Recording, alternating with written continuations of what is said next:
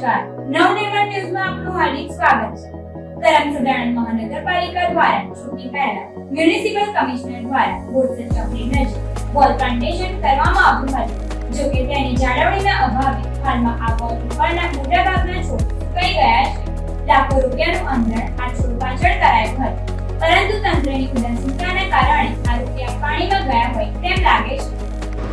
તાજેતરમાં જ વિશ્વ પર્યાવરણ દિવસની ઉજવણી કરવામાં આવી હતી. રાજ્ય સહિત કરમસદ મહાનગરપાલિકા વિસ્તારમાં પણ અધિકારીઓ દ્વારા મોટાપાયે વૃક્ષારોપણ કરવામાં આવ્યું હતું અને લોકોને મોટાભાગે વૃક્ષો વાવવા માટેની શીખ પણ આપવામાં આવી હતી.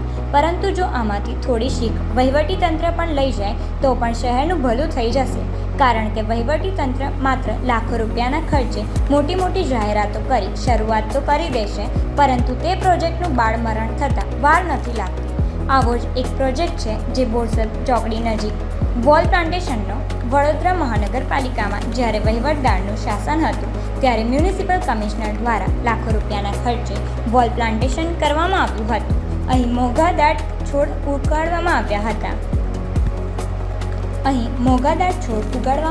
હતા. જો કે છોડ વાવી દીધા પછી તેની તરફ કોઈએ ધ્યાન જ ન આપ્યું હોય તેમ લાગી રહ્યું છે. પરિણામે હાલમાં કાળઝાળ ગરમીમાં આ છોડવાઓ પૈકી મોટાભાગના છોડ સુકાઈ ગયા છે અને મહાનગરપાલિકાના પૈસા પાણીમાં પડી ગયા છે. ત્યારે સવાલ એ ઊભો થાય છે કે આ વખતે પણ પર્યાવરણ દિવસે જે મોટી મોટી વાતો કરવામાં આવી છે તે પણ આ જ રીતે હવામાં ઉડી જશે કે પછી તેનું પરિણામ પણ આવશે. વહીવટીતંત્ર આ છોડવાઓનું યોગ્ય માવજત કરે તે જરૂરી છે.